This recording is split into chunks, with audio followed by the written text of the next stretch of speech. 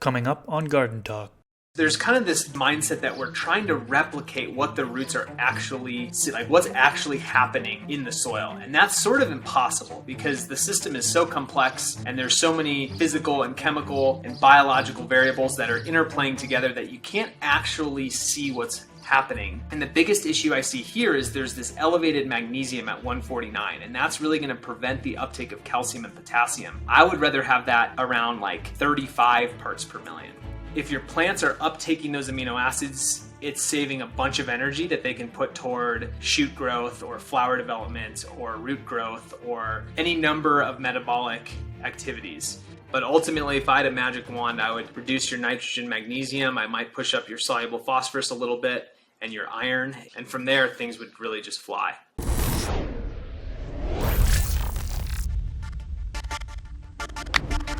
What's up, everybody? If you that don't know me, my name is Chris, aka Mr. Grow It, and you're tuned into the Garden Talk podcast. This is episode number 26. In this episode, I interview Bryant Mason. Some of you may know him as the soil doctor. He is a certified crop advisor and has been in the business of soil and crop health for over 8 years. In this episode, we talk all about soil testing. He takes a look at a soil test that I got and gives advice on optimal levels and balancing. He also talks a little bit about nitrogen, phosphorus, potassium, amino acids, and heavy metals. Big thanks to all of you that support this podcast through Patreon. If you'd like to support, you can do so by going to patreon.com/MrGrowIt. Before we get into the episode, I'd like to give a quick shout out to our sponsors. AC Infinity is a sponsor of the podcast. Coupon code MrGrowIt will get you a discount on their products. I've been using their Cloudline T6 and T4 inline fans for several years now, and I absolutely love the automation built into them. On the inline fans controller, you can have set points for high and low temperature, as well as high and low humidity. This greatly helps control my indoor garden environment, so the temperature and humidity stays in the ideal ranges. I will leave a link to AC Infinity down in the description section below, and don't forget to use coupon code MrGrowIt for a discount on their products. A big supporter of this podcast is Dutch Pro. They sponsor this podcast, and I use their nutrients. I have been using their base nutrients formulated specifically for RO and soft water. I also have been using some of their additives like CalMag, Silica, and their root stimulator called Take Root. They have a few other additives on top of those, and pH regulators. Coupon code MrGrowIt10DP will get you a discount on their products, and I'll leave a link to their Amazon store down in the description section below. Big shout out to Spider Farmer for sponsoring this podcast. Spider Farmer is well known to produce high quality LED grow lights at a price lower than nearly all other companies. They have board style LED grow lights as well as bar style LED grow lights. I've used their SF1000, SF2000, and SF4000 LED grow lights in the past, and I got some excellent results with them. They also have grow tents, inline fans, and carbon filters. I will leave a link to Spider Farmer down in the description section below, and you can use discount code MrGrowIt5 during checkout for a discount on their products. Okay, now let's get into the episode. All right, we are back. Garden Talk podcast. I am here today with Bryant Mason, aka the Soil Doctor. How's it going today? Going well. Cool. Oh, thanks for joining me today. I've actually seen you on a couple different shows. I saw you on one with Brendan Russ talking about sequestering nutrients. I thought that was super, super interesting. I also listened to you on Tad Hussey's podcast. You did a great episode with him. You get real deep into things. And once I heard those two, I really wanted to get you on the show, and I'm super thankful to have you on here today. In this episode today, what we're going to go over is we're going to talk all about soil testing. So my audience is, say, mostly beginner/intermediate, home growers. I'd like to say a large majority are home growers. Of course, there are some people out there that do outdoors, and they are commercial facilities and so on and so forth, but I would say indoors mostly. And so we'll talk all about soil tests today, an introduction to it. Also, I have a soil test that I got from Logan Labs. I got a soil report and also a saturated paste test. So we'll go over some of the results in this podcast today. And then if we have time, we can get into some of the nutrients and what you know about them, particularly like macronutrients, maybe like the NPK type stuff. So I'm excited for this one. Usually when we start out the podcast, we talk about introduction. So can you give us a little introduction about you, tell us a little bit about yourself and kind of how you got into gardening? Yeah, so I live in Colorado, and I am a soil and crop advisor through the American Association of Agronomy. And so what that means is I help farmers in various aspects of their operations. But unlike other crop consultants, I specifically focus on nutrient management in organic systems. So I do help, answer questions for growers about cover cropping and different farm practices, but I really focus on nutrient management. And I do that through extensive soil testing, tissue testing, plant sap analysis, so all kinds of different laboratory techniques to really hone in on the nutrient bottlenecks that are preventing greater yield or photosynthesis or quality in crops. On a garden level, before I was a consultant, I started a business in Colorado called the Urban Farm Company, and we installed raised bed organic vegetable gardens for homeowners and taught people how to grow their own food in their backyard. And I built that business for about 5 years before selling it, but we installed probably 2,000 or 3,000 vegetable gardens across the Front Range of Colorado, and that enabled me to see really it's sort of a hyper data set of gardens in different environments and different backyards with different crops and crop types and soil types. And so in a sense, we were able to observe very quickly what was working and what wasn't. And I learned a tremendous amount about gardening, specifically in the high desert in the arid West. And I've been able to translate that into more technical and data-driven soil chemistry and fertility recommendations. So I work with all kinds of crops. I have been working more and more in soilless media and potting soils in indoor environments, but I also work with small organic veggie producers, tree fruit, and I'm actually currently starting a peach orchard in western Colorado. So I have my hands in a lot of different agricultural enterprises, and I get to see things from a lot of different angles. So that's just in a nutshell kind of my background. Awesome. Now let's get into talking about soil testing and the soil audits that you do. First off, what is soil testing and why should growers get them? Yeah, so a soil test is essentially when you take a sample, an aggregate sample from your garden. So you choose multiple locations around your garden and you mix it all together into an aggregate sample and you send it to a laboratory. And there's university laboratories, there's third-party private labs, and the labs use different extraction techniques, and they extract the nutrients from the soil and give you a chemical nutrient analysis of what is in your soil, because all soils are different. You can actually see this map behind me. There's a map of the United States that shows all the different soil orders, and you can just see there's just tremendous variability and diversity in soil. So it's really important to test your soil to understand what you're starting with.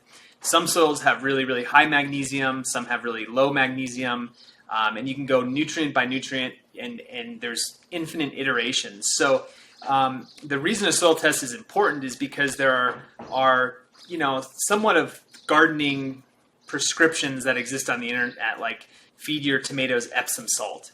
But that only works in one specific soil type or one specific context. Sometimes there's enough magnesium and you don't need Epsom salt. So the best way to apply nutrients is to first figure out what's actually in your soil, and that's the purpose of a soil test. And to go a little deeper, what the lab does is there's a number of different kinds of soil tests. And usually they're specific to different parts of the country. So they use different acids and they mix the soil with an acidic solution that extracts the nutrients. So, I like a soil test called a Malic 3, and they use an acid with a pH of 2.5 to extract all the nutrients. And I also like what's called a saturated paste test, which just uses water to extract the nutrients. So I can go into that more if you'd like, but the point is there's a lot of different kinds of soil tests, and there's a lot of nuance. So what's important is to choose a lab and choose a specific soil test and not change, because all labs and all protocols and soil tests are different. So it's important to stick with one over time and really calibrate to one specific kind of test. Gotcha. I know one of the most popular testing facilities is Logan Labs. And that's the one I went through for my soil report that I have in the saturated paste test. Now, you can either go through a lab or like on Amazon, you can buy the home test kits. So are they worth it? I've seen some video where this guy did a test on the home test kits and he compared it to it. And I think he had a couple different home test kits. And one was like extremely inaccurate and one of them was like pretty on point to what he got from the lab. So, in your opinion, are home soil tests worth it, or is it really kind of a waste of money? I fall in the latter camp where I think it's a waste of money. Now, let me explain why. There's essentially two reasons. The first is that they're not very accurate compared to what a commercial laboratory would use. They use equipment like an inductively coupled plasma mass spectrometer. It's a big name for a piece of equipment that costs about $200,000 and is extremely accurate in identifying each and every macro and micronutrient down to the part per million. So the garden kits are not accurate. Usually it's a colorimetric type of thing where you're matching the color to a certain chart that tells you the level. Now, that's not my biggest issue with it, actually, because precision, super accurate data isn't necessarily the goal. The goal of a soil test is just to give you direction in terms of what you should be applying and what you shouldn't. So the accuracy thing, while it is surely a problem, isn't the reason I think these tests are a waste of money. The real reason is that if you use one of these kits, usually there's not a good standard or target level that you'd be familiar with using these kits. It may say high, low, or medium, but the reality is you really need to see data over and over again. Like I've probably seen 5,000 or 10,000 tests from Logan Labs, so I'm hyper calibrated to Logan Labs test reports. If I were to change labs, whether it's a home test kit or another commercial lab, the data would essentially be unhelpful.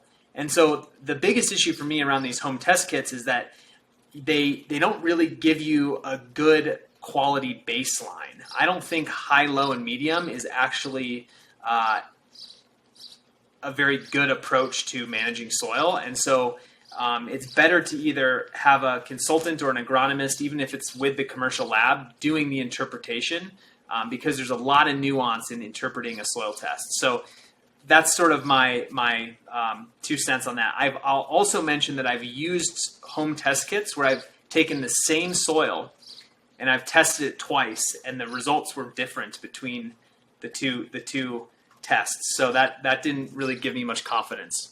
Wow. Yeah, and like you said, there's a difference between getting a soil test and seeing the results and then knowing what actions to take after the fact, right? Or getting consulting. And that's where soil audit comes into place. Can you tell us about soil audit? Yeah, sure. And let me add one thing to the last question. A home pH test, I think, is pretty good. If you're trying to figure out if your pH is 5 or 8, I think it's totally worth it to do a simple pH test with litmus paper, whatever the test is. Those tend to be accurate enough to actually get a sense of if you should be increasing your pH or not. I also just want to add that when it comes to soil testing, there's kind of this mindset that we're trying to replicate what the roots are actually, like what's actually happening in the soil. And that's sort of impossible because the system is so complex and there's so many physical and chemical and biological variables that are interplaying together that you can't actually see what's happening. But these soil tests are just a proxy to give us sort of a sense of what's happening. So anyway, the purpose of me saying that is I'm not here to promote one specific soil test. I think what's key is to get comfortable with one as a proxy and be able to relate that to plant health and stick with that. So to get into the soil audit, what I do, I probably do 20 to 30 of these a day. It's my primary role as a consultant. Is growers send their soil to Logan Labs and they get 2 separate soil tests on the same soil. One is the Malic 3, which I already talked about. It's called a standard test. And the other is a saturated paste test. And so the Malic 3 is a strong acid extraction. It looks at what's theoretically available in the soil. So all the nutrients, kind of like the bank account of nutrients. And the paste test is on the other end of the spectrum, and it's showing what's immediately available today. So not all the theoretically available nutrients, just what's soluble in the soil solution. And the soil solution is a term for the water in the pore space of the soil that plants' roots have access to right now. It's the water that's actually uptaken by the roots.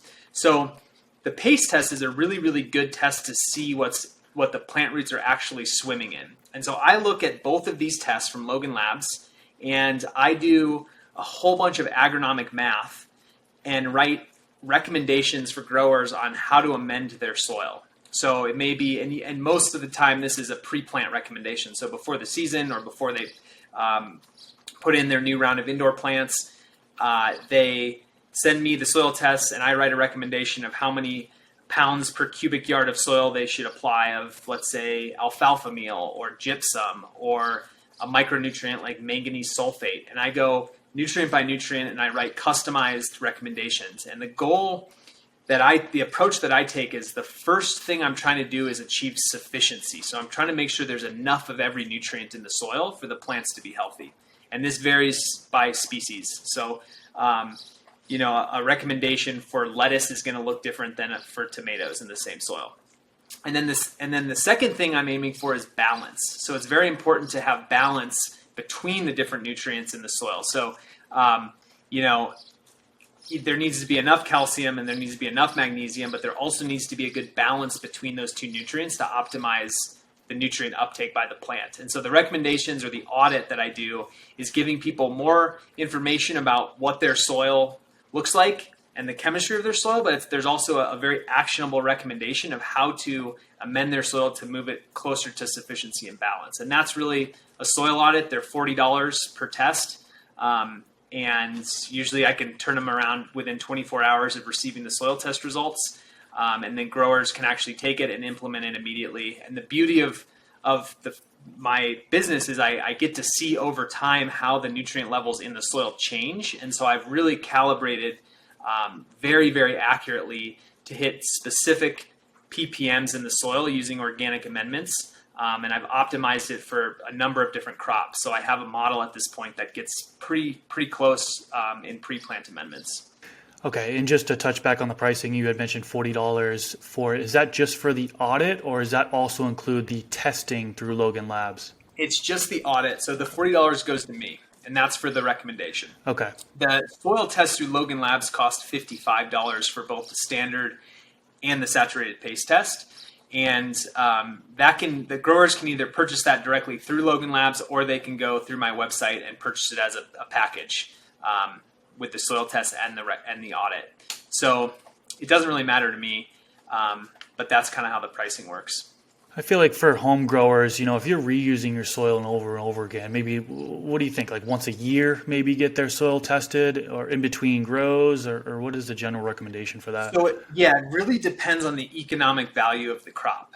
So commercial growers I work with who are growing really high value medicinal plants are testing every 2 weeks, because any increase in yield pays for itself 100-fold. Because the tests, $100 every 2 weeks for nutrient management is nothing compared to the yield that they're getting. If you're a home gardener, and it depends on how serious you are, if you're an enthusiast, if you're kind of a hobbyist, once a year is the minimum. I would say every time you plant, every time you're replanting, you should test. So in my garden, in my vegetable garden, I test once a year. I put down the amendments and I let things rip. When I'm really trying to optimize specific plants, my medicinal garden plants, I'm testing usually once before planting and then once in veg immediately before flower, to really give myself the opportunity to top dress or just see where things are, to adjust my feed, my liquid feeds. So that's kind of the minimum amount. The other thing I'd mention is I recommend that if you're going to test mid-season, you also do a tissue test. And a tissue test is where you take leaves off of your plant. You send it in. Again, Logan Labs says tissue test for $40 a pop. And you can actually see the nutrient concentration in the plant. Because what I like to say is the plant doesn't lie. So just because you can have a perfectly sufficient and balanced soil, but at the end of the day, the plant is going to decide what it uptakes. And so to have a soil test alongside a tissue test is really the best thing to do. So for a home grower, I think what I would recommend if you're really an enthusiast is to do one soil test before planting, and then one soil test right around that time when the plant is transitioning from a vegetative state to a reproductive state with a tissue test. Gotcha. Okay, cool. Now let's get into the soil test that I got. So I sent it over to you prior to filming today. There is just the regular test and then also the saturated paste test. So we won't go over every single line item there, but maybe just take a look at it and kind of what stands out to you and kind of general recommendations, so on and so forth. Yeah. So let me walk through how I would look at a test. Okay. So the first thing I'm looking at is the standard soil test, which is in blue and gray. When it's received from Logan Labs, the saturated paste test is kind of in a pink orange color. So first thing I look at on the standard test is about the sixth line down. It says organic matter %, and that gives me an indication of if it's topsoil. So real soil that has sand, silt, and clay, or if it's soilless media or potting mix that's primarily composed of peat moss, coco coir, aggregate, and compost. So the first thing I see here is that the organic matter is 57%. So that indicates to me that it's a soilless media. So it's more of a engineered media. And this is typically used for high value crops indoors or in raised beds or in pots. You really only want to use soilless media in pots. You don't want to use topsoil. So I first determine if it's topsoil or soilless media, and that totally changes how I analyze things. It completely changes the analysis. So I'll walk through how I do soilless media. Next thing I look at is the pH. pH of 6.6. I think anywhere from like 6.0 to 7.2 is a great range for soilless media. Plants tend to do just fine in the high fives, but you start to see issues with calcium uptake below 6 and micronutrient issues that really appear visually below about 5.5, but it kind of depends. So 6.6 is perfect. I think 6.4 to 6.6 is really optimal. Actually, I'd say 6.4 to like 6.8. And okay, so the next thing I look at, I skip sulfur and I look to it says malic 3 phosphorus, and it's reported in pounds per acre of P2O5. I like that around about 1,500, but it really depends too on how well that phosphorus is becoming available in the soil solution. So I pop over to the paste test, and so I'm going to be jumping between the paste test and the standard test, and I see that the phosphorus on the saturated paste report is 2.88 ppm. So I think that's a great level. So I don't think you necessarily need to have more phosphorus. I might apply maybe 5 cups of bone meal or soft rock phosphate just to keep moving that phosphorus number up. But ultimately, biology is going to cycle that phosphorus into availability and create good availability right around 3 ppm. So I'm happy with that. So I keep working down. I skip on the standard test, I skip the exchangeable cations, calcium, mag, and potassium. I would not skip those on a topsoil, but for soilless media, I much prefer to look at the saturated paste report. And the reason for that is because soilless media doesn't actually have any clay in it. And clay is what, when you're looking at the cation balance, the Malic 3 is developed for topsoil where clay is holding different cations clay has a slight negative charge, and so it holds these positively charged cations. But because soilless media doesn't have that, I'd rather just see what's immediately available in the soil solution. So I pop over to the paste test and I look at calcium, mag, potassium, and sodium. Calcium's at 170 parts per million. That's very sufficient, pretty good level. Magnesium is 149, potassium is 230 parts per million, and sodium is 33. Okay, so when I look at that, great calcium levels, great, pretty high potassium levels, really low sodium, which is great because sodium is not actually a plant nutrient. So you want to absolutely minimize sodium in your soil because it's going to compete. So all of those 4 cations are going to compete with one another for plant uptake. So all of those are sufficient. The next thing I mentioned is balance, and it's really important that these are balanced. And the biggest issue I see here is there's this elevated magnesium at 149, and that's really going to prevent the uptake of calcium and potassium. I would rather have that around like 35 parts per million. So it's much higher than I would want it, and that's reflected in that percent magnesium on the paste report, a little bit lower in white. It's magnesium is 44% of the cations on the paste report. I'd rather have it at about 15 to 20%. So one little trick is I actually like to have Epsom salt, which is magnesium sulfate, on hand. I like to run magnesium levels low, and then if a certain cultivar needs more magnesium, I like to apply a foliar spray of Epsom salt to just kind of help it along, and that really maximizes the calcium and potassium uptake. So anyway, there's a whole game. There's kind of an art game with balance when it comes to cations. And one of my biggest issues with CalMag is there's too much magnesium, and so you start to see these elevated magnesium levels, which can come from CalMag, dolomitic lime, compost. A lot of composts are high in magnesium, and so a major issue, this is very common, is high magnesium. Now, this isn't going to create toxicity. You probably won't even see it in your plants. You can still have really, really healthy plants. But if you're really trying to maximize and optimize yield and quality, you want to get that magnesium down. I'll take a breather for a second and take a sip of tea. Do you have any questions at this point? I think just basic question would be, like you had mentioned, foliar spray for magnesium. What would be like kind of the ratio, the recipe for that? I say a tablespoon per gallon Okay. of Epsom salt. Gotcha. Per gallon of water. You could do, it's like 1 to 3 teaspoons. So, and I think it's forgiving. I've never applied it more than that, but I'm sure you could do 2 tablespoons with no issue. But I'm all about frequency over intensity. So I would much rather apply 3 foliar sprays, maybe 4 days apart, than do one massive application, because the reality is the phyloplane, the leaf, can't uptake that much in one fell swoop. So frequency is always better. And then there's some folks that say you should be spraying at a certain time. Is there a recommendation for you on when the spray should happen? Yeah, absolutely. So there are stomata, which are specialized guard cells in a leaf, and they open and close, and they're critical for photosynthesis because they're exchanging gases, CO2 and oxygen, in and out of the leaf. And it turns out that stomata can actually uptake nutrients as well. So the best time to spray is when the stomata are open, and that will maximize the nutrient uptake in the leaf. Most stomata in dicots, which are the majority of the plants we're growing, are dicots, are on the underside of the leaf. So when you apply your foliar, you kind of want to aim up if possible.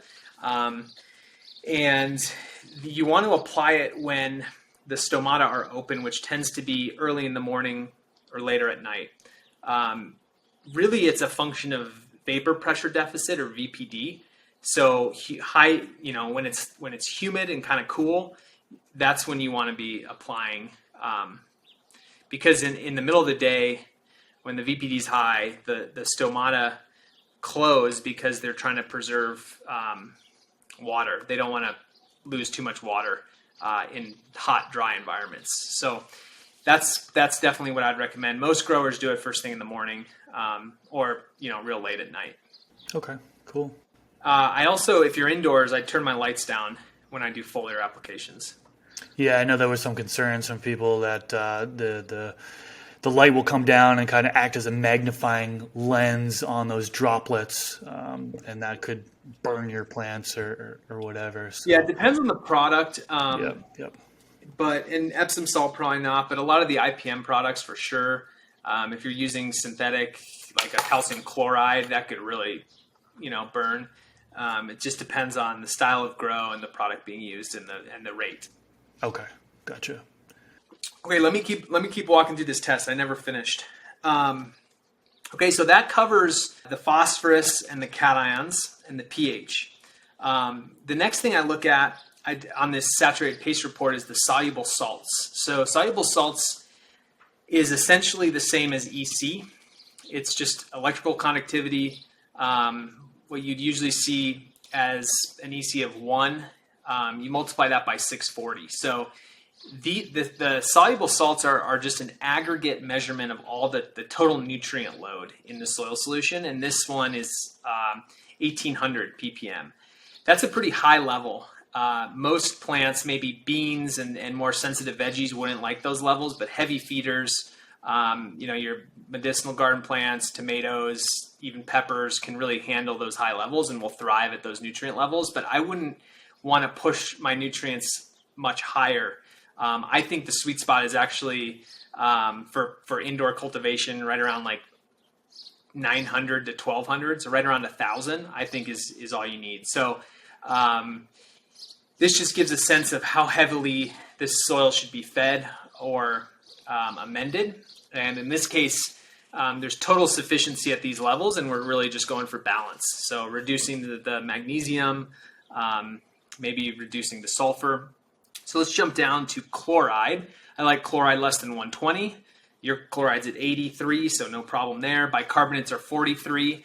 Bicarbonates really aren't an issue below 100 or 120, so there's no issue there. Bicarbonates can tie up nutrients because it's an anion, so it can tie up iron and magnesium in alkaline environments. So then I go to sulfur on the paste test, which is a much better and more accurate measurement than the standard test. And it looks like your sulfur is 75 parts per million. I think that's great. I think 40 is the minimum for medicinal plants, 20 for veggies. So that's great. And sulfur just comes in naturally through most amendments that are bringing in cations. So gypsum, for example, is calcium sulfate, potassium sulfate, or magnesium sulfate. All these are just naturally bringing in sulfur. And so you usually have elevated sulfur just from the application of gypsum or a product like that. Okay, so next I jump down to the micronutrients. We're looking at boron, iron, manganese, copper, and zinc. So copper and zinc I always look at on the standard test. So on the standard test you have 0.96, so less than 1 ppm of copper, and 1.7 ppm of zinc. Totally depends on the crop, but I would want to move both of those levels up with a little bit of copper sulfate and zinc sulfate. By the way, all the amendments that I recommend are organic. So if a soil test validates that you need micronutrients, you can use trace mineral or micronutrient sulfates. Looking at boron, iron, and manganese on the paste report, boron at 0.24 is great. Iron at 0.17 should probably go up, and manganese at 0.28 is great. So you always want iron to be higher than manganese. So I'd want iron maybe at 0.75 and manganese maybe at 0.4, something like that. So your manganese is actually pretty good, and the biggest priority here is iron. There's two ways to get iron. You can use iron sulfate, or you can use a product like blood meal that's naturally high in iron to fulfill your nitrogen requirement and get iron as a secondary nutrient. So let's jump over to nitrogen, because nitrogen is the final thing that I would look at, and that's on the standard test at the very bottom. In the other category, there's ammonium and nitrate. Those are two different forms of nitrogen. They're two different molecular forms of nitrogen. Nitrogen is a really interesting nutrient because there's actually multiple forms of nitrogen that the plant can uptake, and they act very differently in the plant and in the soil for that matter. So ammonium is NH4 plus, it's a cation, and nitrate is NO3 minus, which is an anion, so it has a negative charge.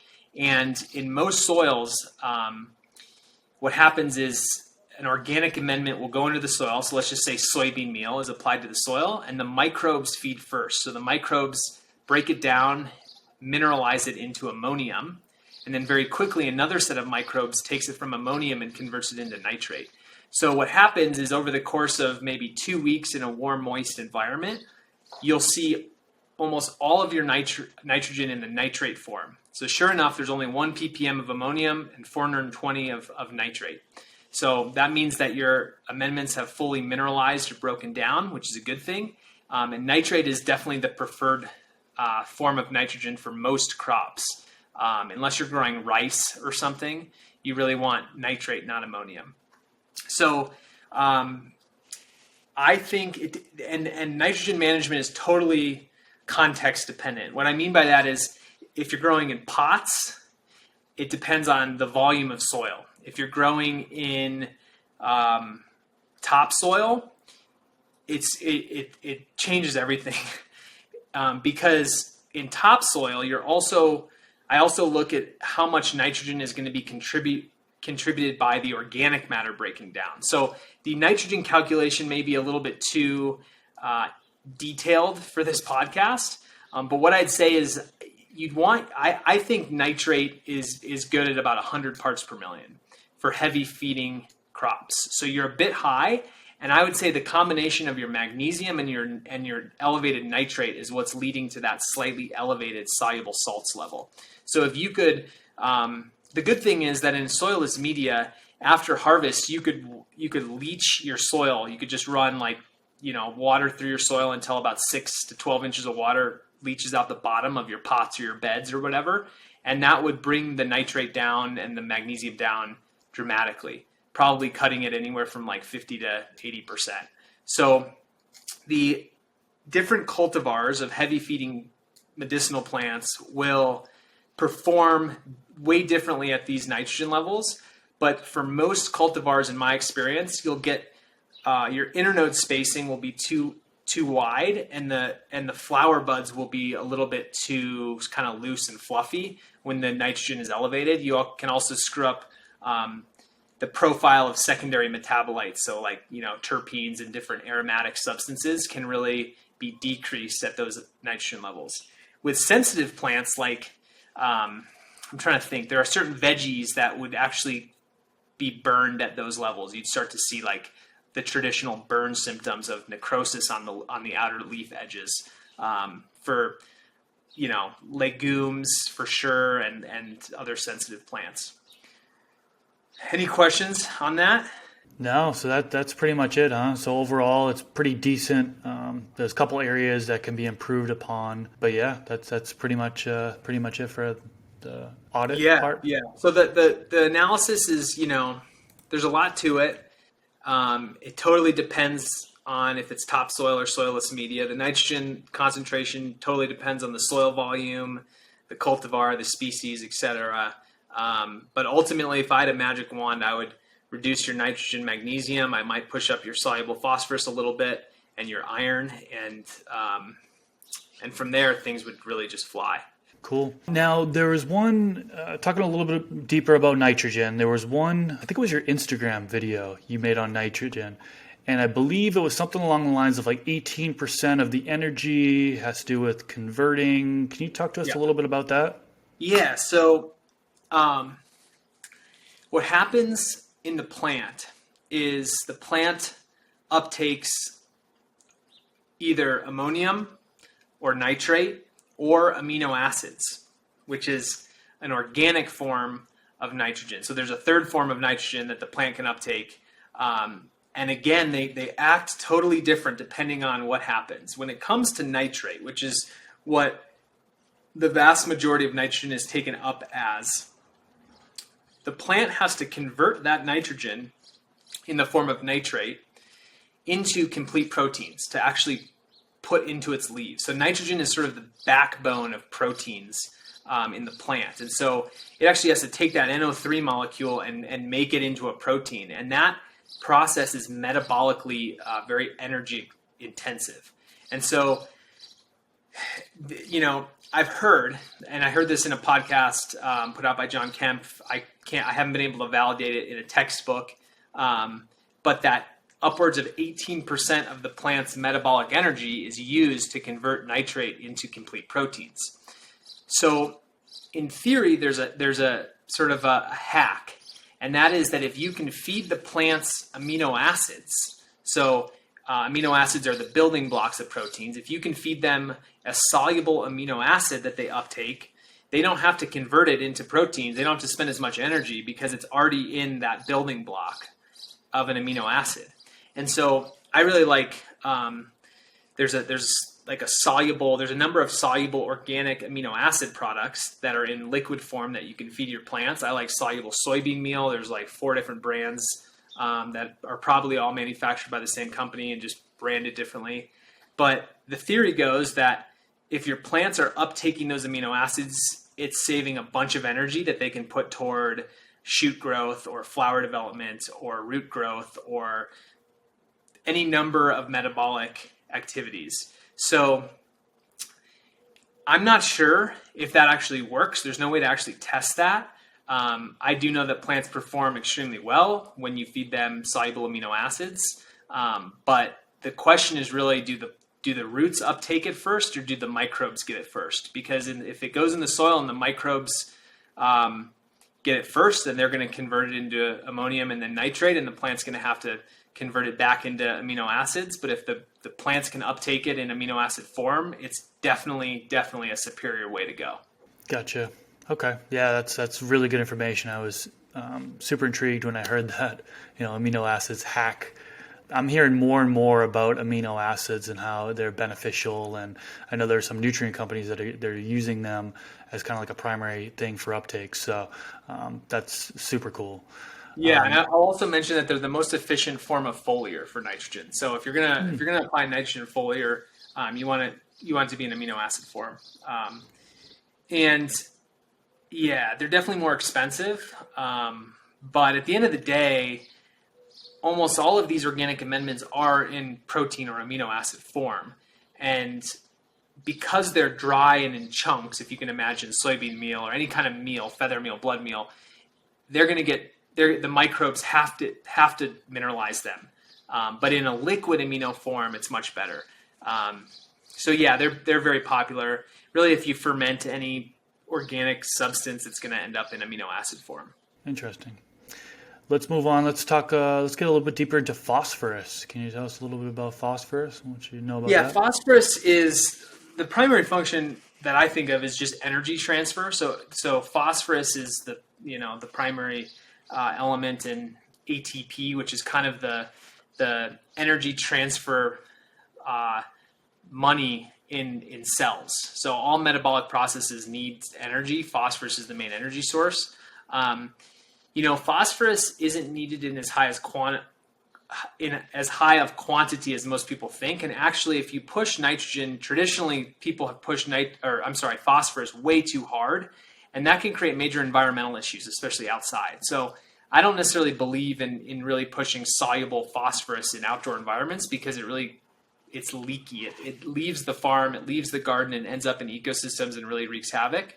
So phosphorus is super important, and you definitely need to have a certain concentration of phosphorus in the root system for root growth and for flower development and for just reproductive energy in general. But I think it's oftentimes overdone in conventional systems, especially when people are using phosphoric acid or monoammonium phosphate or triple superphos, but underdone in organic systems. So I like to have luxurious levels of phosphorus in organic systems. Yeah, I've heard that in some of these bottled nutrient lines in particular that they way overdo it in phosphorus, that it's an overkill, and then people are adding PK boosters on top of it in flowering, and that's causing problems down the line.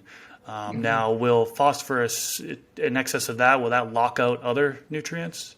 It takes a lot. A lot. I mean, hydroponically, you have to have 100 ppm to start, but absolutely, it'll start to antagonize or lock out other nutrients such as zinc, iron. A lot of it's an anion, so it'll lock out any cationic micronutrient, which is zinc, iron, manganese, and copper. But really, zinc and iron are the ones to be aware of the most. Okay. Moving on, potassium. Talk to us a little bit about potassium. Yeah, potassium is a fascinating one. Potassium is responsible in the plant for, and by the way, when I do this very quick overview of what these things do in the plant, these 3 nutrients, really all the macronutrients, are ubiquitous. They have so many roles in the plant that you would have to be a PhD in plant physiology to even understand all the different roles of potassium. So high level stuff, I'm saying what they do, maybe 1 or 2 things, but they have their hand in almost every metabolic function.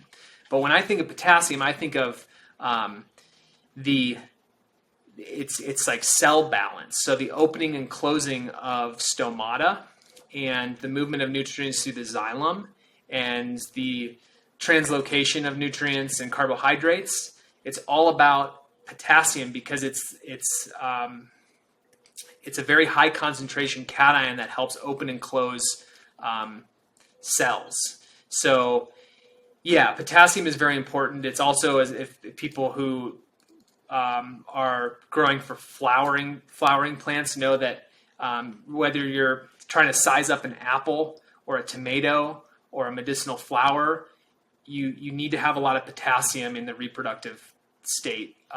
So to me, there's this very interesting relationship that I focus on a lot between calcium and potassium. They're both cations with positive charges, and they're both very antagonistic to one another. So I like to really push calcium in veg and try to maximize the plant uptake of calcium. And then in flower, when you're really trying to fill flower and hit yield and create density, you want to switch that ratio and really be pushing potassium. So yeah, potassium in the soluble form, there's a number of different organic products. I was about to say potassium silicate. It's actually not considered organic unless you're using it for IPM, but I don't have any issue with it whatsoever. But potassium sulfate is what I tend to recommend, and you can really push potassium levels up. I've noticed that it has a bit of a delayed effect. So if you want to size a flower, it's not going to be a 24-hour effect. You should be applying it like weeks in advance of when the flowers are really sizing. So the rule of thumb I use is like a lot of growers understand the idea of like the plant's stretch. Like at the end of stretch, that's when I really hammer down on potassium.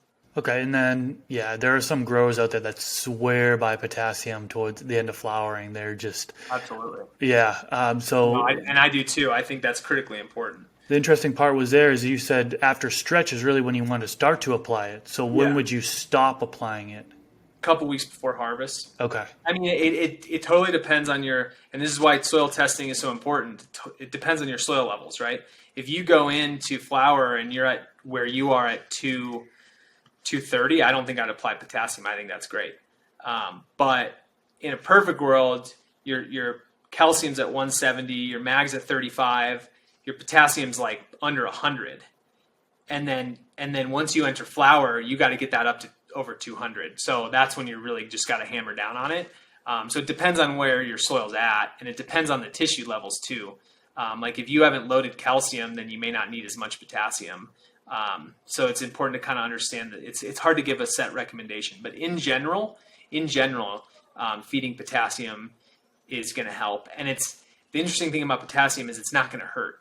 So plants, like potassium won't lock anything out. It won't antagonize anything because most plants have the ability to uptake luxury levels of potassium. So they can just keep uptaking it. They can eat it like candy and just store it in vacuoles or in different cellular constituents and not use it.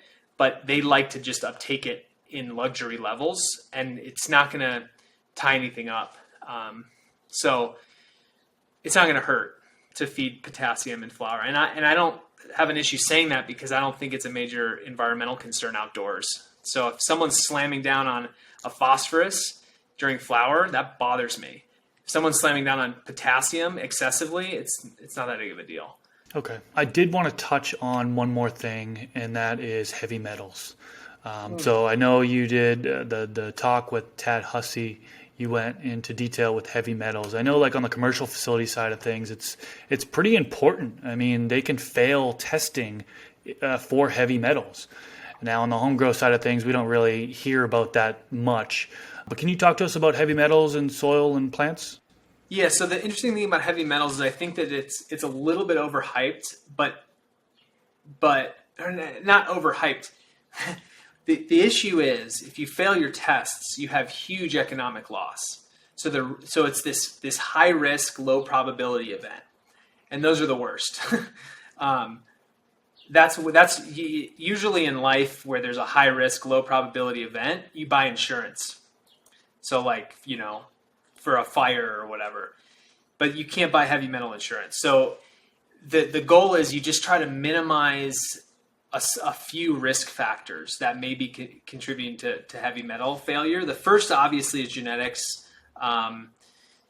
Plants, medicinal plants are often just natural hyperaccumulators, and different cultivars have a much higher proclivity to accumulate heavy metals. So part of the failure issue is just growers have just certain cultivars that unfortunately accumulate it in high quantities. But beyond that, there are certain inputs that bring in heavy metals, and there are certain soil conditions, specifically pH and redox, which is like how saturated your soil is, that will influence the uptake of heavy metals. So usually heavy metals are coming in through a bad compost source. So oftentimes historically biosolids have a lot of compost made from biosolids, which is like municipal sewage sludge, have a lot of heavy metals, which sounds disgusting, but it's interesting. The stuff performs super well. I've used it. It performs extremely well, but it often has higher heavy metals. Inputs like kelp meal, which is such a staple in the organic program for most growers, it pretty much always has elevated arsenic. So a little bit is fine, but if you're applying huge amounts of kelp meal, you could start seeing failures. Again, depending on the cultivar. Soft rock phosphate and rock dust, which are mined products, often have elevated heavy metals. It's kind of brand specific from my research. So you just want to make sure you're sourcing the right amendments. I help growers source amendments that have been screened and they have the lowest levels of heavy metals if they're going to get tested. And then it kind of depends on the state, right? Because some states don't test, some do, and some the levels can be really rigorous. Some states test for barium, some don't. So it's kind of, again, context specific. Then the final thing is just foliars. Most people avoid foliar applying their final product, whether that's a vegetable, a melon, or a flower. And so if you're foliar applying kelp meal on your flowers, you have 100 times higher likelihood of failing than if you aren't.